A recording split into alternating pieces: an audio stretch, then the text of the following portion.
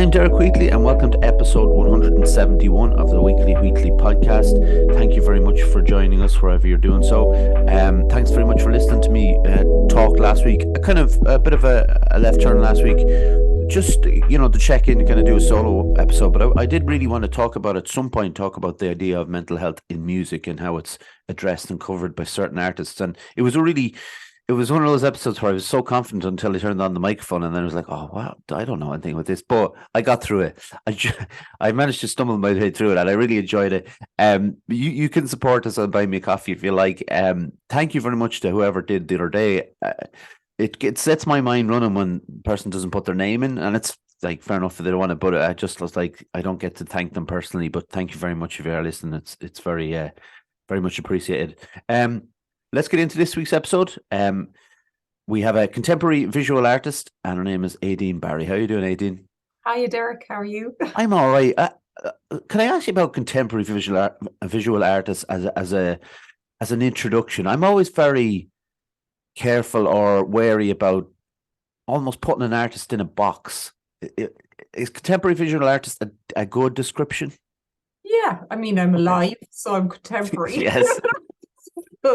I have no objections to that title whatsoever. Like, I'm making work about living in the now, so that is also contemporary, and I'm also using like cutting edge media to make art. So that is also contemporary. So everything about that is contemporary and visual art. Yes, and you're an artist, and I think that's I also hope I'm not when we planned this episode and the date and the time, I didn't realize that the coronation was happening. I hope I'm not ruining your viewing of that. But you may record it, I suppose. No, I'm of the philosophy of taking out the guillotine when it comes to the monarchy. So I'm glad that I'm disrupting any monarchy supporters out there by contributing to your fantastic podcast today at this hour. I thought it was funny. I only brought that up because I literally got home, and I was on Instagram for a minute, and I did see a post that you put up about it, and I was like, I better bring that up on the podcast. I'd be on your camp as well. I wouldn't be. It's not my thing, but each to their own. But Aideen, we always start at the beginning. So, could you give us a short history of your upbringing, please? So, I grew up in Cork City. I'm from a working class background. I spent most of my years living in Mayfield in Cork, where my mother's family are from. I always wanted to be an artist, and so I kind of heard that Galway was the city of the arts in the 90s, so I applied and got into college there, where I did my first degree, and I did lots of other courses and had many reinventions on the way to becoming an artist. Along the way, I then went and did a master's in visual art practices, which was about curation, writing, and being an artist in the kind of contemporary world. And then I became an academic, and I started teaching for years first of all in what's called ATU, formerly known as Galway Mayo Institute of Technology. Then I was teaching in the Byrne College of Art, and then I ended up teaching for 10 years in Limerick School of Art, and I'm now on academic leave. I got elected to Ace Dona in 2019, and that allowed me to work full-time being an artist, which is like living the dream, honestly. So, and now I'm just back after spending 4 months in New York. So my work has now taken me everywhere around the world. I did some teaching and art residencies in South America and Santiago de Chile. I just travel the world. It really is the dream profession, and it's a real privilege, actually. Yeah, that's pretty amazing. And when I'm, I suppose, researching, I don't like using that word, but when I'm researching a person or their art or their background and stuff like that, like obviously I don't get the full insights until I get the answer to this kind of question, and it kind of opens up other things to me. And because without knowing all that stuff, you've done some amazing, fascinating stuff. Aideen, when did you first become aware of mental health? I guess that kind of thing about like mental health was always talked about in our family, but in kind of secrecy around family members having mental health illnesses or being eccentric. But then in about 2006, I couldn't sleep and I was really depressed. I was a single parent. I was on welfare and I was desperately trying to fit in. And I think I've spent a lot of my life wondering why I don't fit in. Mm. And I got diagnosed with kind of depression, and it was kind of manifesting as obsessive compulsive disorder at the time. So then suddenly I started going on antidepressants, and it kind of helped with sleeping. And I started realizing that those were kind of they were symptoms of larger issues I had with like mental health. But I think over the years, I've now discovered, and it's probably down to a journey I've been on with my youngest son, where he's just being diagnosed ASD, that actually I'm probably neurodivergent and autistic. Yeah. And, all of this anxiety I've always lived with all my life, which I couldn't ever link, I didn't have the lingualism to talk about it. And I always didn't know what it was.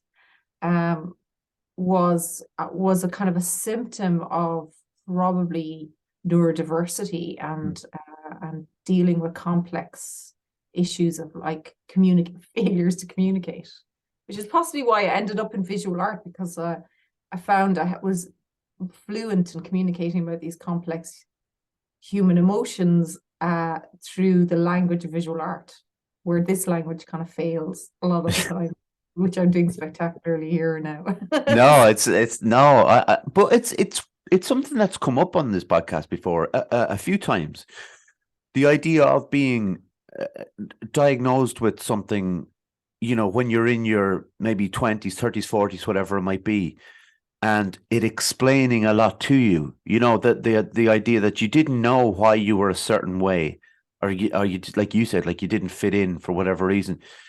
And it seems to me, from the feedback that I got off the people that have spoken about it, it's a relief, or it's a positive thing to be diagnosed, to explain maybe why they didn't fit in, or they were seen as eccentric or whatever. I mean, like certainly, feeling like that I'm not a strange abnormality in society has helped enormously. But this has been a long journey for me, I would say. And I don't think I have entire resolution either within this, but I'm also like looking at like what is neurotypical and what is neurodivergent and what is happy and what is melancholia has always been kind of the subject of kind of my interest. The labels have helped, medication helped, but also it was also just about permission to be unwell. Yeah, it's okay. It's quite normal to be depressed or be overwhelmed. You have permission to do that in the same way that you have permission to have the flu or shingles. It's the same health, and that's the thing where I feel the labels have changed in some way, and the conversation around health has changed to see that like a depressive episode or a moment where you're overwhelmed is actually just a symbol of you just being unwell. It's not a distinction between any forms of other illnesses, really. So I think that's what's been kind of relieving, actually. It's another thing, and you put it very well there about being allowed to feel like that, and I've been lucky to have people in my life who've allowed me to be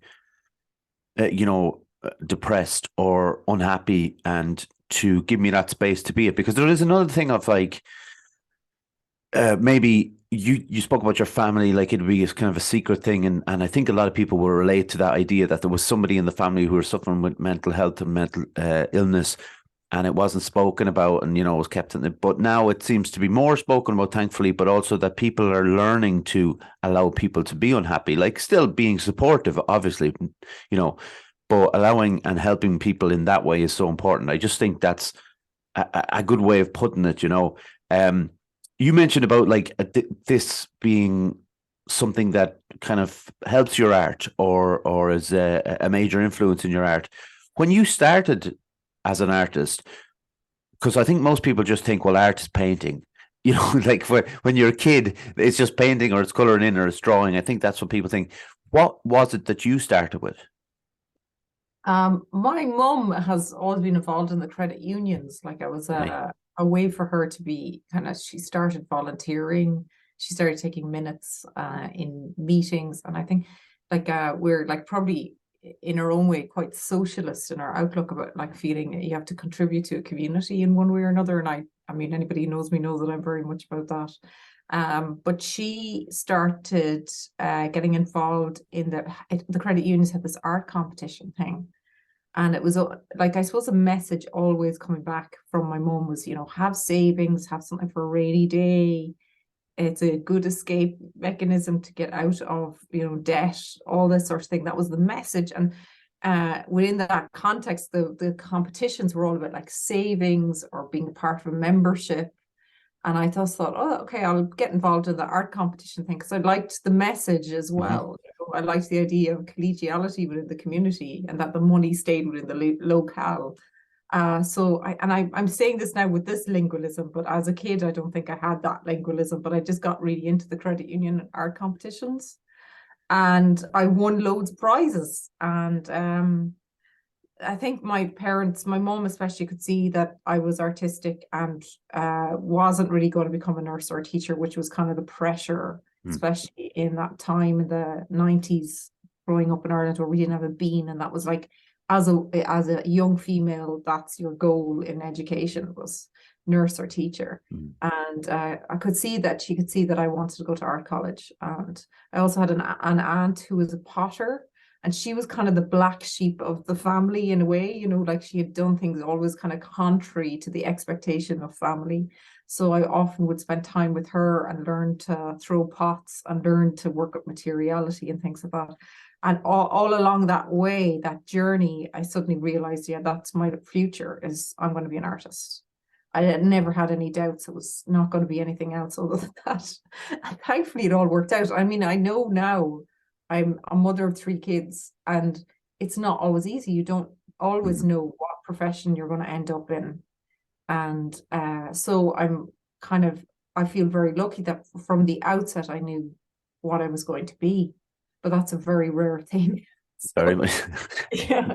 Yeah. So, and I think quite early on, I understood that visual art could be interpreted through, like it had this ability to convey a number of meanings from a very simple image that you created.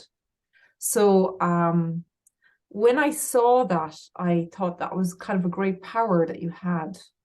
And also, I think I've spoken about this in other interviews as well. The other mechanism that I had access to visual culture through was things where it was freely accessible. Like that's one thing I think we've done right when we enshrined the Republic here is we made all museums and oral art galleries, for example, free to enter, which is not the case in most other countries.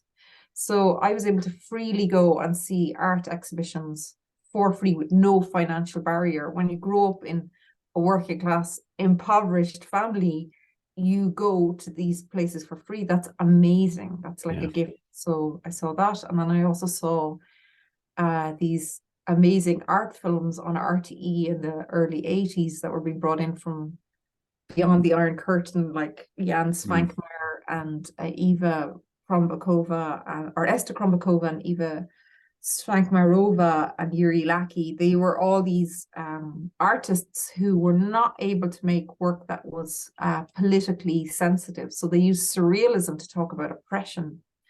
And when I saw that style of using surrealism and like this kind of slapstick humor in the middle of like bleak melancholia as they were like being politically oppressed, I think that left an indelible impression on me about how art can be full of humor, like Samuel Beckett's work, and yet still have a powerful message behind it. And it can be interpreted in a number of different ways. And it can play along with these kind of psychological ploys. So that was my aesthetic, I suppose, scaffolding. and that's how it influenced the artist I became or have become, or the journey I'm on. Yeah, but what's like, you have dabbled in a lot of different parts of that, and excuse me, but when when I'm looking through like an artist's work, I think it can sometimes, not all the time, obviously, but sometimes it can follow, a certain thread. They stick to it, maybe what they're good at or what they know or whatever it might be. Like if they're surrealist, they'll stick to surrealism and they won't pop out of it. Like, for example, which was something I didn't know about you initially. What happened with NASA? Like, how does something like that come about? Because that was bizarre when I was reading about it. God, this is a long conversation. I'm going to take you on a journey here now. So, like, I became a single parent at 21, and I was living on welfare, and I had just got my first degree, and I couldn't go back to college because at the time you were a single parent, you ended up on social welfare. There was no supports for you, and that was it. And there's no bodily autonomy. So I had no choice in the matter about what happened. And I was desperate to have this career as an artist. And I was working in the subject matter of kind of the Gothic, which exists in our literary canon.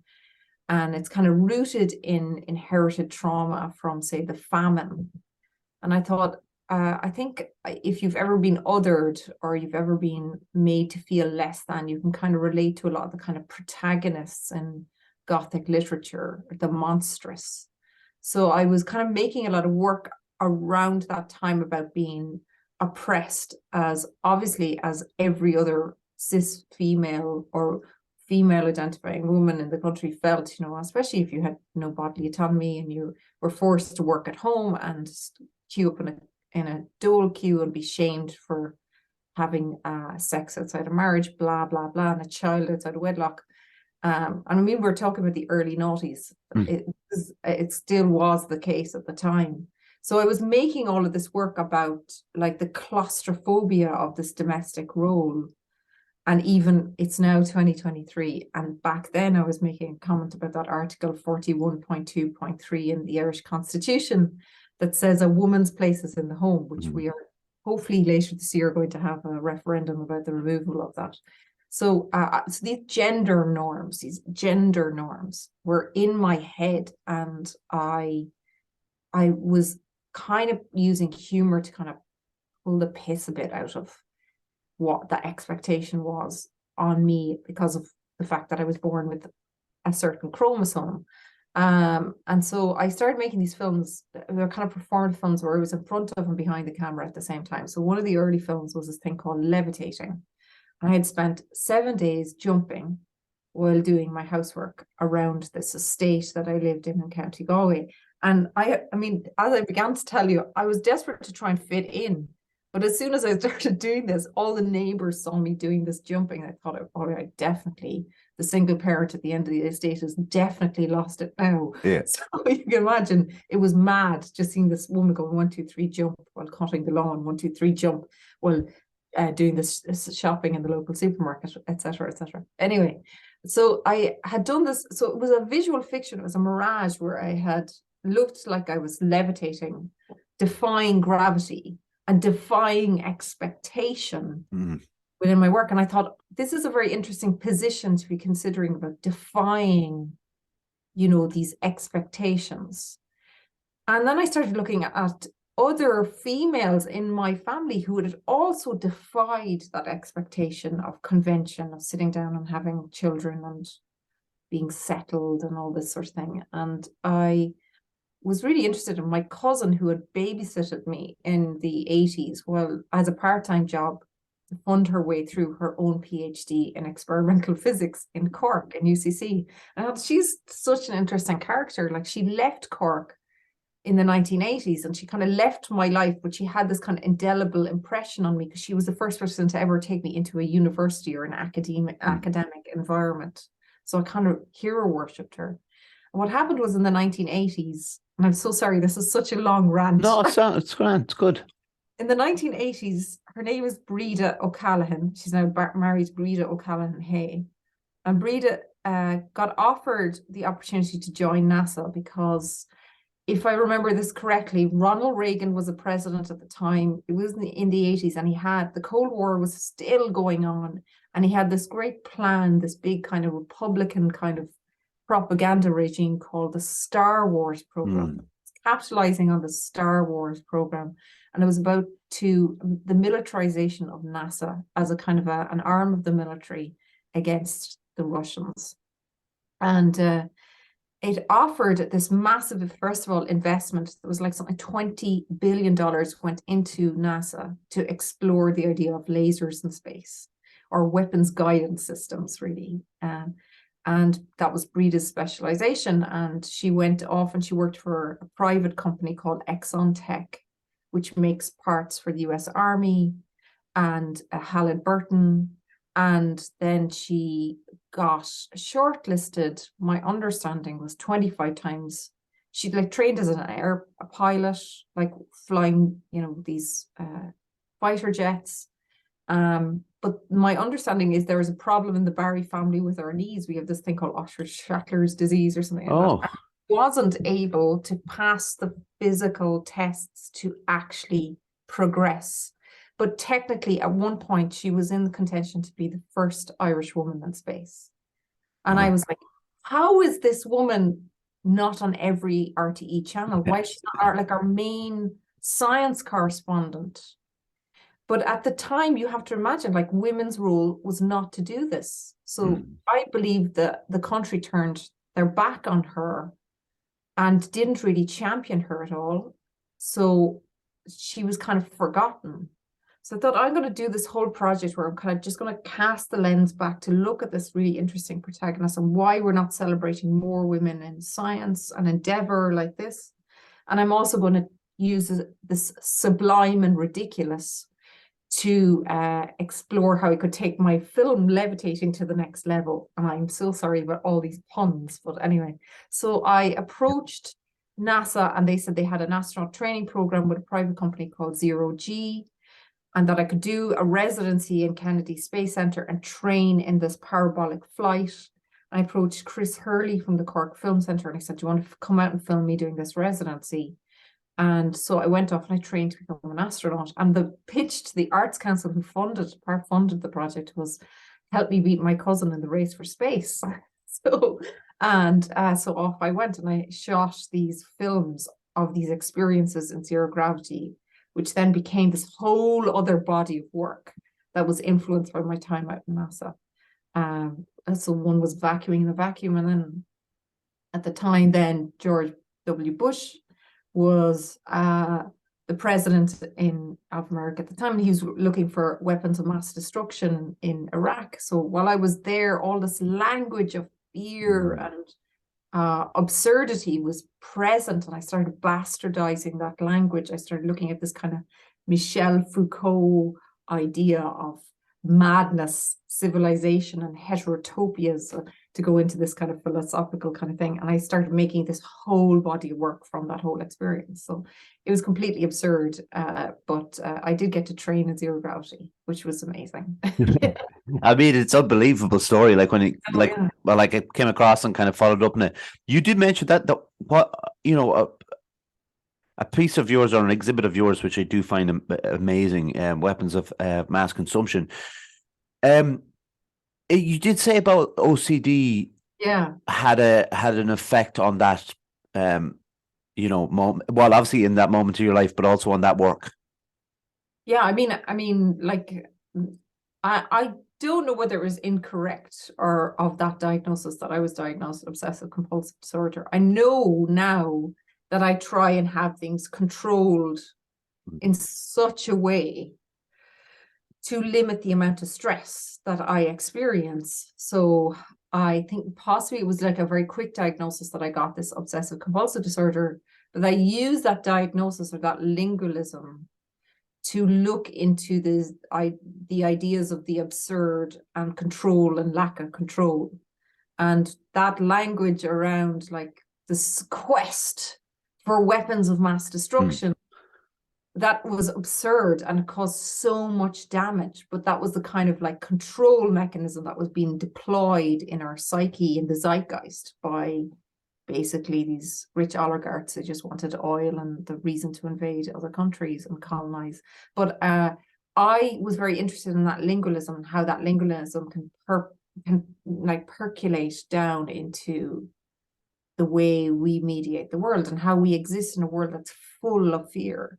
Like I do think we're in, like they say, we have these great ages, like we've the great age of the Black Death. Mm-hmm. I think we're in the great age of anxiety. And I'm very interested in like the language that's used by the media, the language that is used by, I suppose, insidious protagonists to spread fear or to weaponize the right wing for it, in a way. I kind of use a lot of that language to kind of poke fun at it a bit. Mm-hmm. Or it's kind of, it's a strategy I use, but it's also to try, I think, you know, if I were to like take you on, Derek, and say, let's talk about obsessive compulsive disorder, I mean, I think half the listeners would just go, oh God, turn it off, it's too miserable. Yeah. If you were to use humor to talk to you about like how I'm kind of you know, how slapstick it is or absurd it is, or use that kind of slapstick kind of, I'm gonna make you laugh out loud by punching you several times in the face with this work in some way, then I can bring more people into the conversation and they can laugh about how utterly miserable the situation is.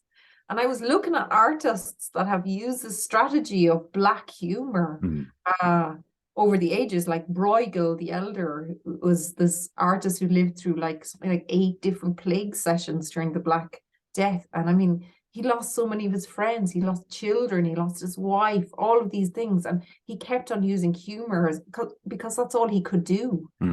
Or else he would have gone mad. And I think that there's something a little bit about that I try and pull. It sometimes it works, sometimes it doesn't. Sometimes the seduction can be beauty or the sublime that I'm also using.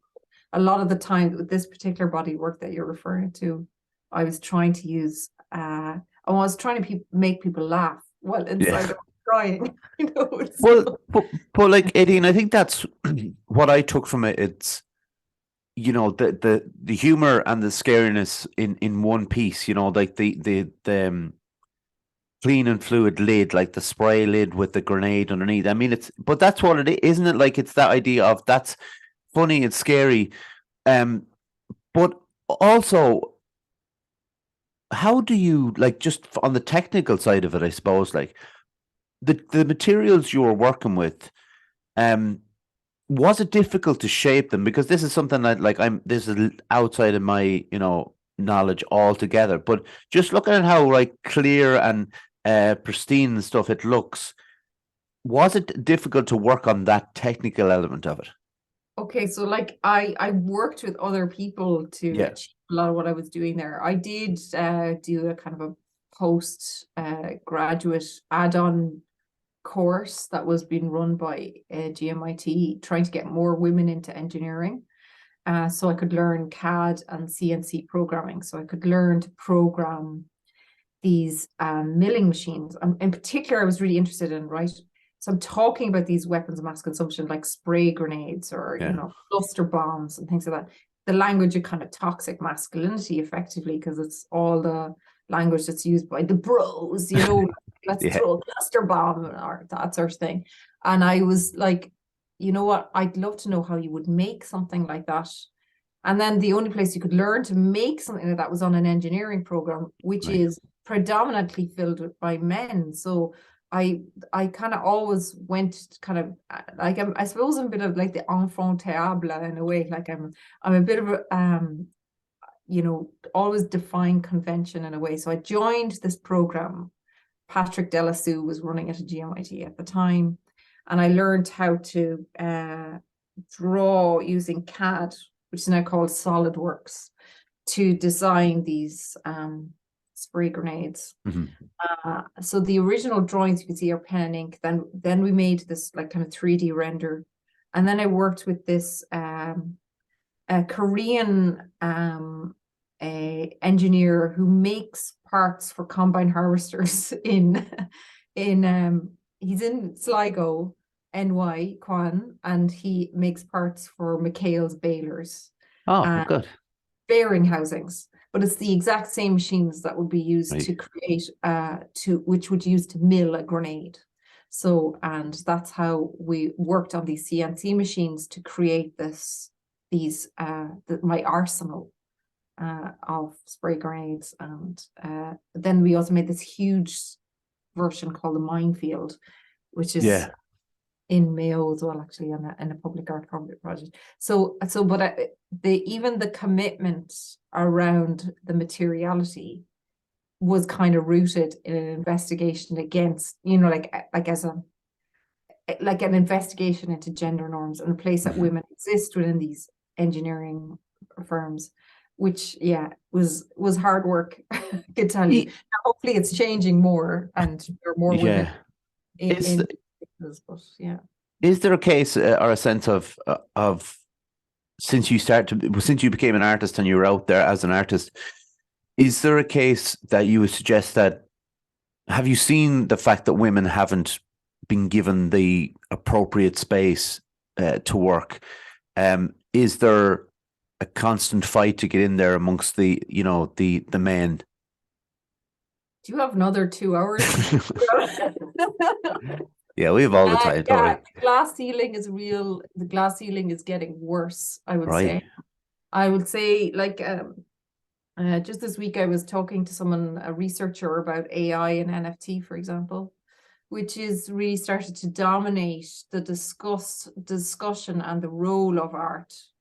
And unfortunately, we were on a path towards getting women, and in particular BIPOC, like people of color, representation in collections and things, and in acquisition and representation. We were on a track.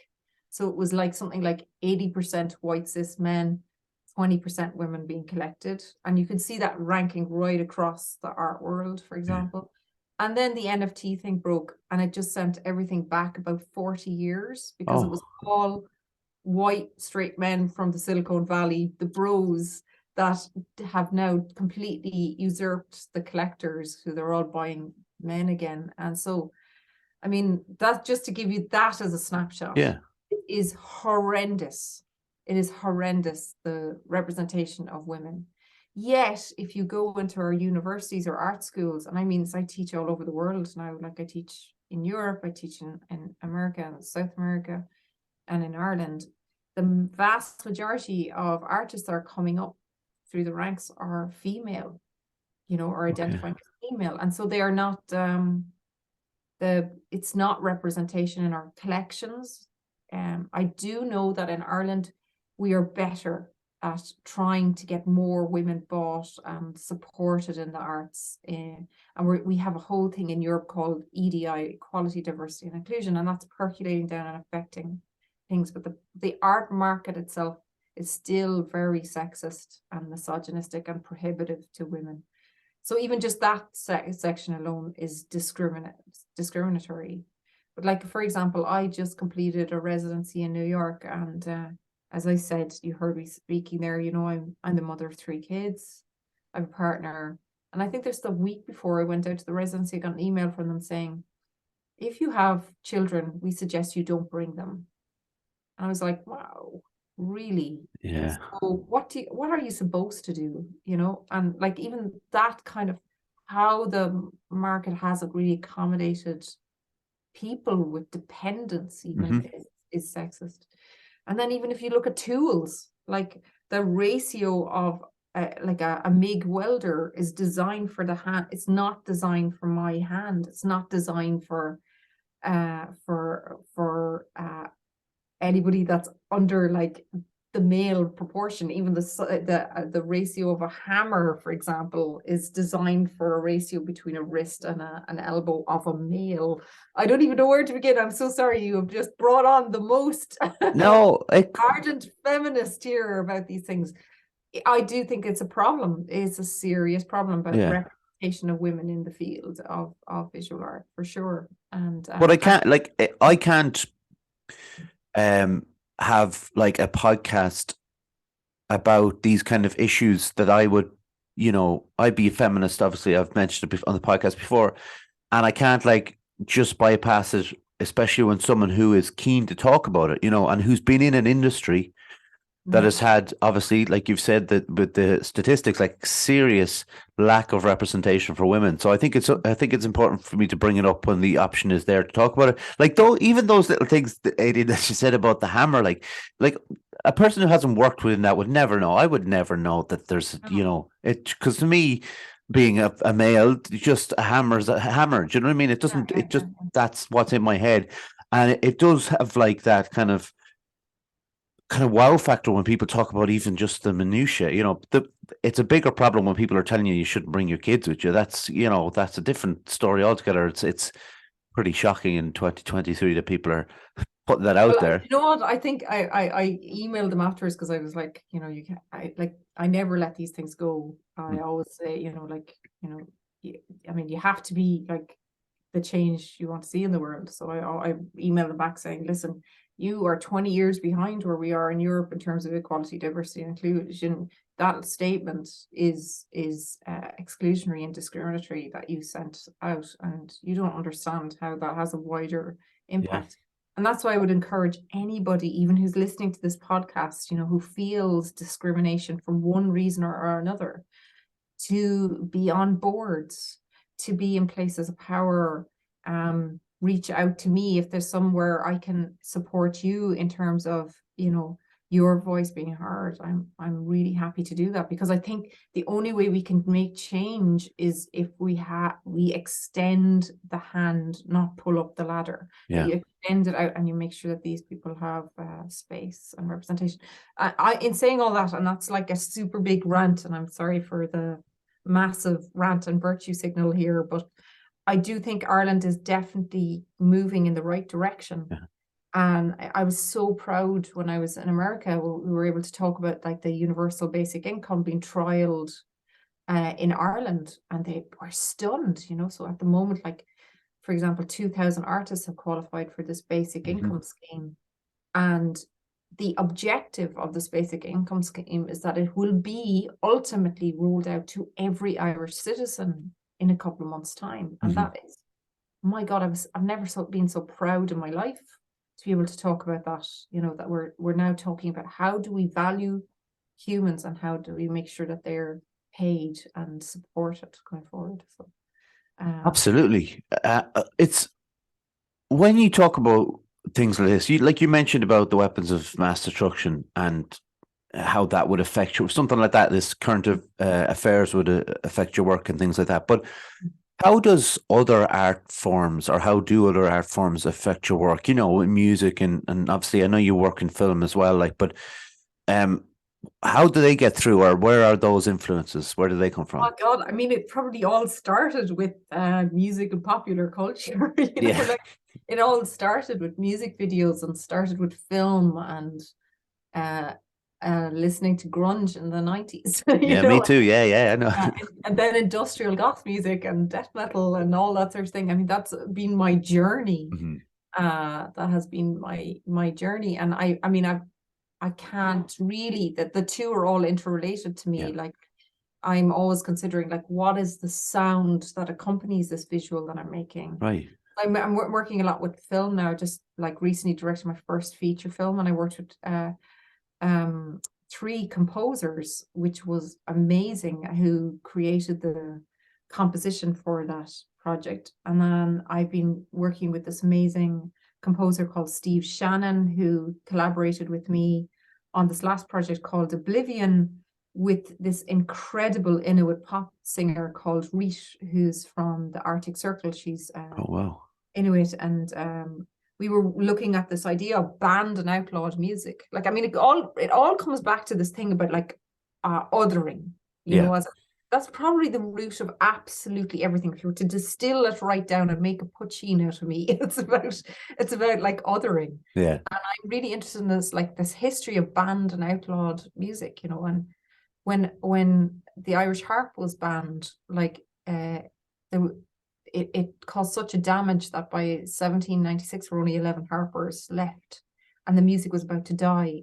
And this 19-year-old Protestant musicologist called Edward Bunting, he came along and he wrote down the last little scenarios of Irish harp, and he saved the Irish harp.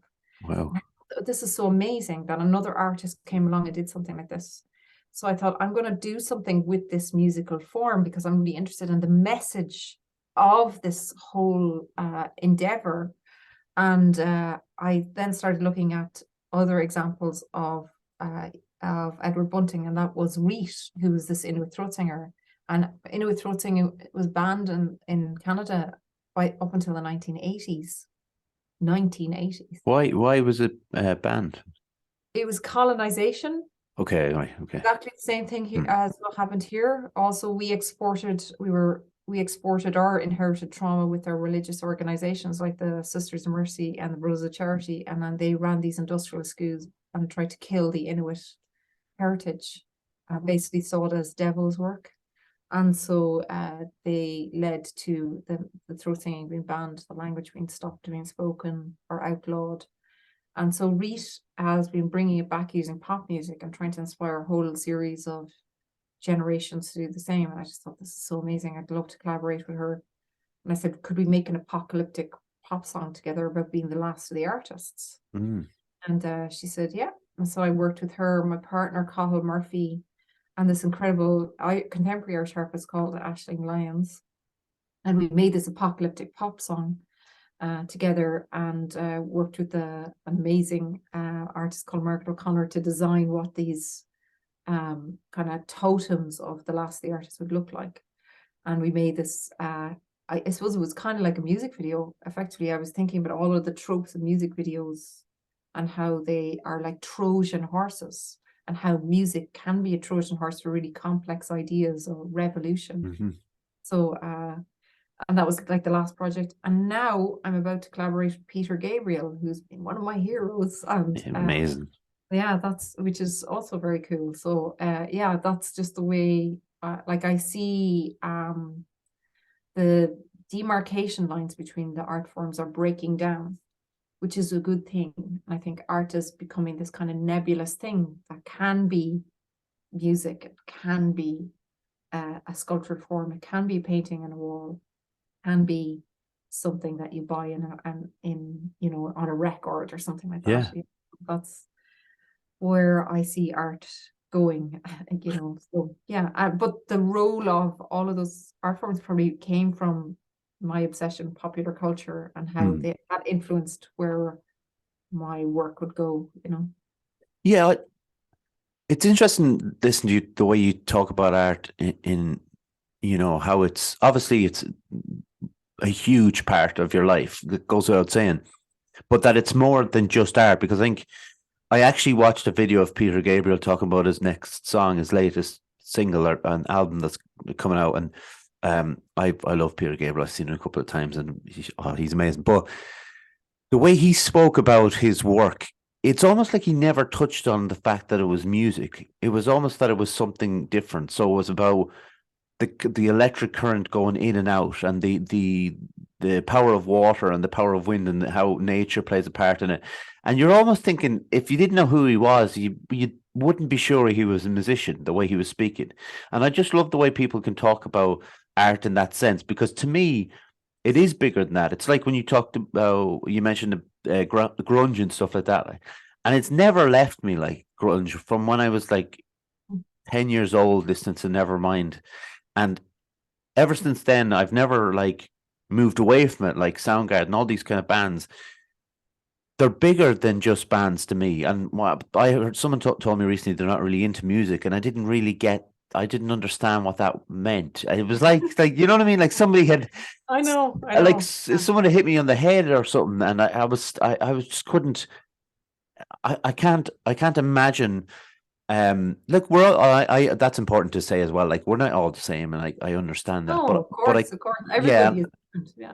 And that's great. It's brilliant. But I can't imagine living life without films and without like art and music, everything within it, because it's such a significant part of everything to me. And when I hear people talking about it with a passion, it's just like I just get drawn to it. I'm kind of, hungry for more information and knowledge. Like, I'm gonna have to go and read about the fact that the harp was banned. Like, 'cause that's, to me, that just would blow my mind. I don't. By Queen Elizabeth I. Oh, typical. She wrote a royal edict that said that Irish harpers should be strung up to the nearest tree by the very strings that they play. I mean, it's a bit over the top. A little bit, but I mean, isn't it kind of interesting when art can be dangerous? Like, yes. So, I mean, when we think about, even, as you were talking about, like the grunge ideas, like, do you remember, like, in the 90s when, like, there was this, like, idea of banning music being satanic? Mm-hmm. Obviously, that was in the 70s too, but then they had these explicit labels that were being put on music because art was dangerous. Yeah. Art is dangerous because it's not any one thing. It's a philosophy. It causes people to critically think and really examine, and that's what I really love about it. It's not just maybe that object that you buy and you hang it on the wall.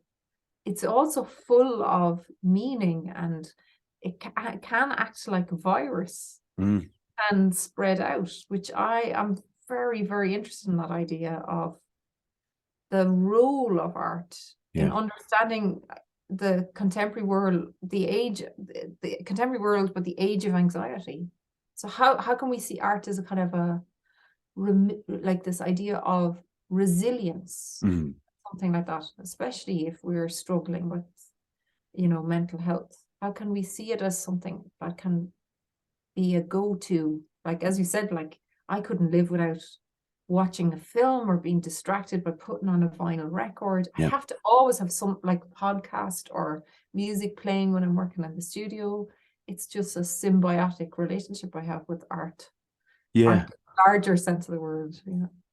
Like, I wanted to ask you about, and this is just me looking through your art and stuff, and kind of noticing that there was a theme of the eye, like the physical eye. And this is probably a bad question to ask an artist about a specific part of their work, but there was just it just struck me as, it was in quite a number of pieces of your work. What is the significance of that, or is there a significance? Most of the time it's probably unconscious, really? But it is for me the prism that we view the world. So the eye is like, it's the lens to the world. It's also rooted in kind of the abject, like the abject being like something that is repulsive. Like, if you've ever read, like, George Bataille's Story of the Eye, okay, and I'm like, if your listeners go off and read this and go, my God, that Aideen Barry, some weird one that she's should I read this?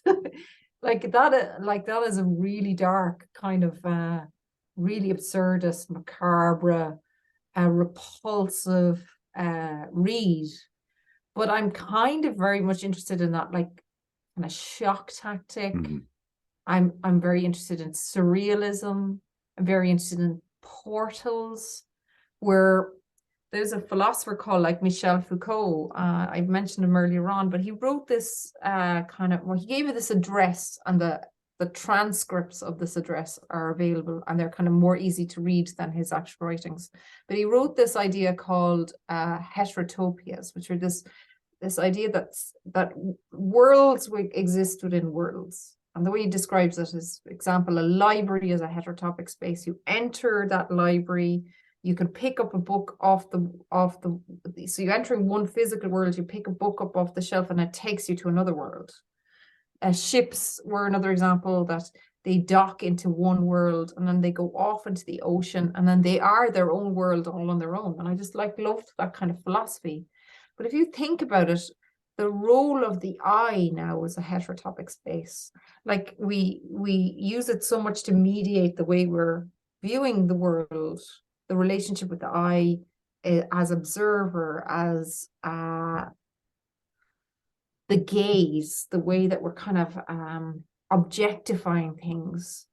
So the eye is a kind of a heterotopic space, or a portal to a heterotopic space. And I always thought that the role of the eye is really something kind of ever changing.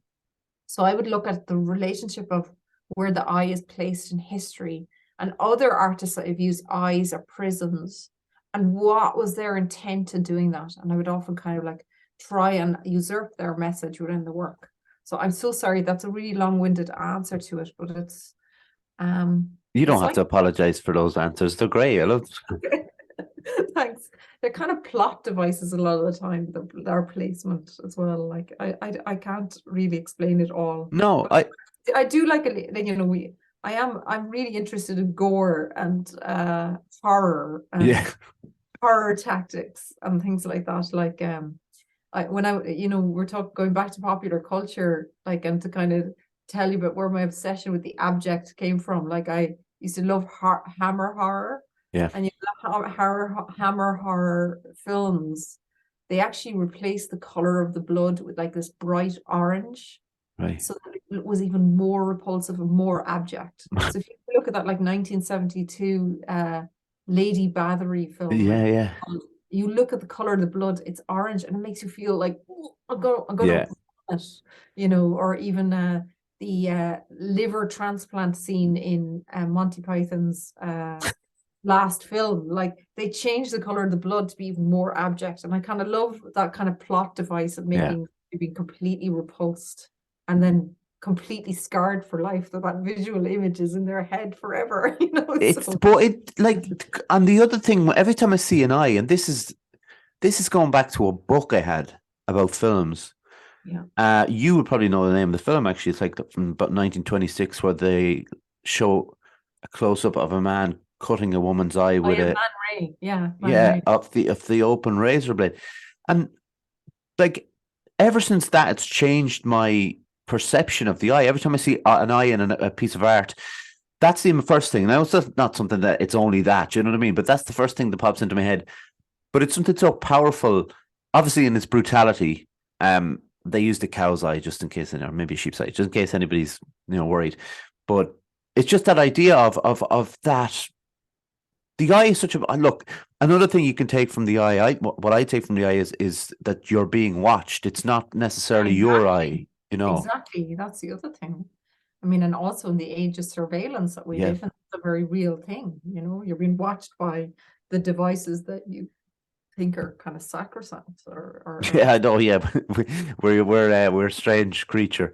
But why did you write the opinion piece about the spice bag artwork? There was a kind of a mini meltdown Spice Bag had to defend himself all over the place for a piece of art he made. I really liked the piece you wrote about it. Why did you want to write about it? Well, first of all, I think he did such a flippin' excellent job on defending himself and defending the role of the artist in the contemporary world. So I kind of felt there had been some writing about it in the public sphere, but there wasn't any other visual artist getting in on the conversation about the role of art in these times, and what is the role here, and is our role just to make pretty pictures and sell them? Is that our role? Or is visual culture something else? And I thought, I just need to reinforce, like, why are you so upset about this? I'm not trying to diminish the upset, and I'm not trying to diminish the role of the Gardaí in these eviction things, but you have to think about, like, how you've been educated, like when we think about every single school child learns about the famine.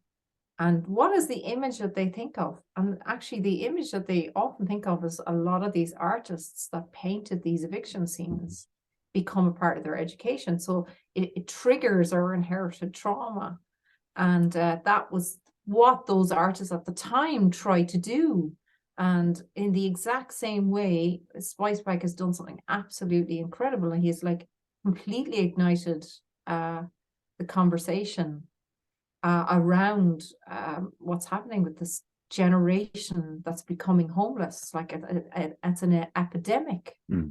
And I felt he needed some support from his peers, the visual art world, just to say how impressed we were and the role of art in this time. And the other thing as well I wanted to say was, why is everybody getting so annoyed with him about the depiction of the guards when we should be annoyed about these statistics that we see? Like, I saw that statistics is this kind of violence. It's like normalized, you know, oh, there's 3,700 children homeless on the streets of Ireland tonight, you know, and that's like a statistic that's placed in kind of a Venn diagram, pie chart. And it's like, these are children. These are children that are seeing that it's normal to wake up in a hotel and have to leave everything in the morning, not knowing if you have a meal or that hotel tonight, not, you know, having to live on your granny's couch again. And, you know, like, and yet enshrined in our constitution is this article that says we need to cherish all the children of the state equally.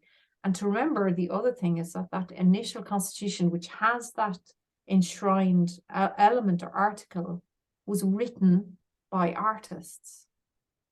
Like the foundation of the state was created by artists. And so that is the role of art. So I felt it was really important to write, to support Spice Bag and to support the role of art, to talk about these things, or to talk about it's an important thing to support. And yeah, and I'm just so full of contempt for this these hollow promises by housing ministers and Fianna Fáil and Fine Gael, and sitting around on their holes and doing absolutely nothing. Yeah. Giving tax breaks to these vulture funds and Airbnb, and multinationals are not paying taxes. That could easily be sorted tomorrow if we did something. But yeah, so that's I did feel really impassioned to support it. And I appreciated Derek O'Connor from RT actually asking me to write something. Yeah. It was brilliant, and people should go read it. It's very easily found, obviously Googled. But the way I looked at the piece of art and what Spicebag was talking about was, you know, it's very important to obviously highlight these things is one thing, highlighted through art is another. But to be on the right side of history, you know, these people that got really upset about the depiction, you know, of this piece of art, so much so that it's completely brushed under the carpet what it was about and why he made the piece in the first place. And it was more about, how dare you go against the, you know, the state or the guards or whatever way you want to put it, you know. And I just thought I heard more of that side than I did from your side, you know, or obviously from Spicebag side. And that's a little bit deflating, I think. Yeah, I mean, like, I mean, it goes back again to dangerous ideas, isn't it? Like, artists are dangerous, you know, and this is an example of it, like, because I prefer discussions. But, you know, what this artist has done is single-handedly caused everybody to go, this is fucking shocking. The whole thing is so shocking. But let's not take our eye off the ball here, you know, like we have to, I mean, that is what's been really lost in the conversation, I think. Yeah. Is, you know, what is the shocking thing? Yeah. What is the shocking thing? Why are people getting shocked about the role of the Gardaí in the image? And I mean, there's nothing about the image that isn't already, you know, like it is taken from an earlier eviction. So, I mean, I just think, our role is not to, I mean, it's also kind of conflated as well. If you think about it, like the placement of where the arts are funded by our very government is, it's the Minister for the Arts, Culture, the Gaeltacht, and Command Class Gael, and blah, blah, blah, blah, blah. We're all like, we're way down the list, and we're all on one ministerial thing, right? So there's always been this like philosophy that the role of the arts is hand in hand with, say, tourism and marketing and promoting Ireland abroad, which I always find, that's a very harmful idea, that we artists are seen as this kind of rebranding exercise every now and again to try and promote what a wonderful place Ireland is, which it is a wonderful place, but it's seriously flawed right now at the moment, and the gap between the rich and poor are getting greater and greater. So I think that possibly is another wake-up call to this kind of possible ignorance or misunderstanding about what art's role is. Yeah. So I mean, that's, art's role is not always to make people happy. It is a language to talk about our contemporary world. Yeah.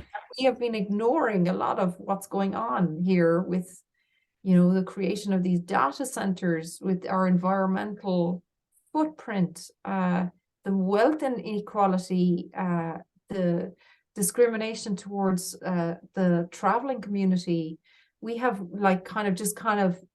shirked those things off as not important, or like, even just to go back to the original context of the conversation, mental health numbers, suicide rates, people trying to access CAMs or support for their kids who are like, all of these things are a snapshot of a healthy society.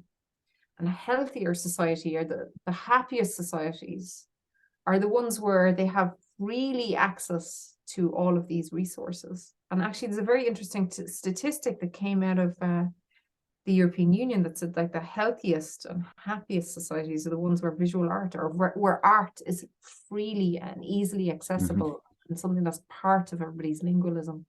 And actually, that's driving a whole new discussion in Europe around cultural welfare, which is kind of a very interesting idea. What does the cultural welfare of a country look like? Like, it's one where art is available, it's a resource, it's something that is seen as the identity of a country, in the same way as the way I talked about, like, that the Constitution was written by artists. The very first Constitution was written by artists.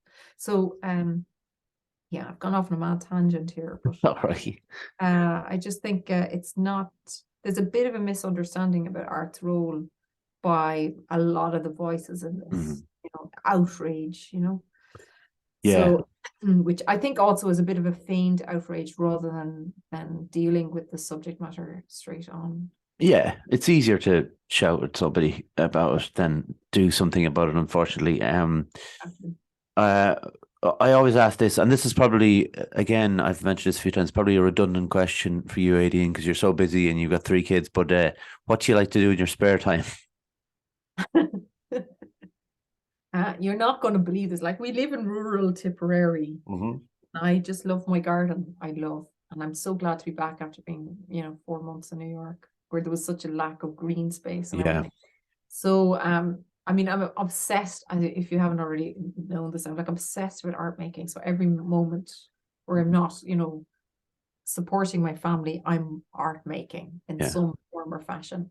But the thing that I would have to tell you, and you have to imagine this, is I have a ride-on lawnmower. Oh, nice. And I love being on and cutting the grass. And like, a goth like me has a ride-on lawnmower. So, but like, we've just planted a whole load of trees. We've planted hundreds of trees on our land. And last night we were trying to tame some of the gorse by putting it onto the back of our trailer, because we have a trailer for the ride-on lawnmower, and we're trying to stuff the hedges with the gorse. And I was like, is this the life? I said, yeah, it is. I mean, when you consider, that's what I love, because, leading to this question, I find out a lot about our guests, and the fact that you, like you said, you're living the dream. Art is what you love, but then being able to do that with your ride-on lawnmower and some trees, I mean, you can't ask for more than that. I know. I mean, I totally. I mean, it's also like, it's such a sign of neoliberalism that I have a ride-on lawnmower, which is second-hand, and it's broke down about 80 times. There you go. Let's say this. There'll be no outrage here, so.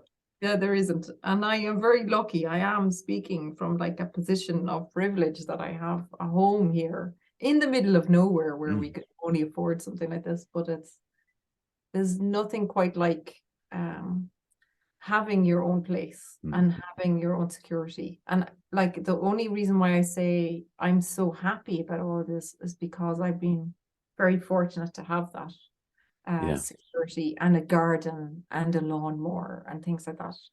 And we could solve all those problems tomorrow by making sure everybody has something like that. 100%. We could do that. So, but yeah, that's my happy place, is my garden. For sure. Well, I mean, my dad would be someone who's spoken to me about this since I started the podcast, about how great it is for him to be out in the garden in the summer, and how it makes a difference to people's, health, physical and mental.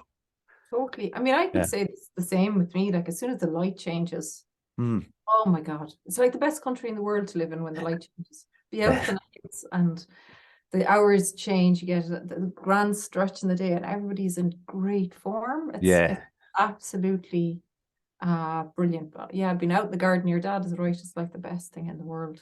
Yeah, amazing. Community gardens or anything. And actually, that's what we're trying to do here. We have this field. Like I grew up in Mayfield, but as far away from like rural life and the kind of existence that I live in. And technically, I'm a farmer now because I have a field. There you go. But it's just heaven. We're out there planting. We planted apple trees and pear trees, and we working with the local community. So we have this Polish lad had needed somewhere to put his bees, so he had 20 beehives. And then we were working with our local traveller family who had their foaling mares in the field for the past few years. So it's been a bit of a kind of a social engaged project as well. Yeah. Having this, because I don't know. Somebody has to teach me how to be a farmer. So well, look, I'm sure you'll get there with what you can do with your imagination. I'm sure you'll get there. Aideen, where can people find you online?